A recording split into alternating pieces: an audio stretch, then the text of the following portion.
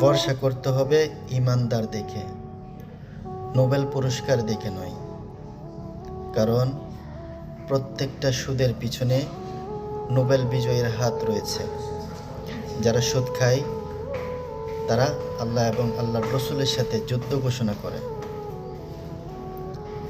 এরকম যারা আল্লাহ এবং আল্লাহর রসুলের সাথে যুদ্ধ ঘোষণা করে তাদেরকে আমরা সাপোর্ট করেছি, অথচ আমরা নিজেকে মুসলমান বলে দাবি করেছি। আল্লাহর রসুলের হাদিস বলে গিয়ে যখন নোবেল পুরস্কারের উপর আস্থা রেখেছি তখনই আমাদের ধ্বংস শুরু হয়েছে। কারণ সুদীদের উপর আল্লাহর লানত, সুদীরা যেখানেই যাবে সেখানে ধ্বংস হয়ে যাবে। আর একজন রাষ্ট্রপ্রধান যখন একজন সুদী হয় তখন সেই জনগণের কোনো কল্যাণ নিয়ে আসতে পারে না। সেই দেশ ধ্বংস হওয়া ছাড়া আর কোনো উপায় থাকে না, যা বর্তমান বাংলাদেশের অবস্থা আমরা দেখতে পাচ্ছি।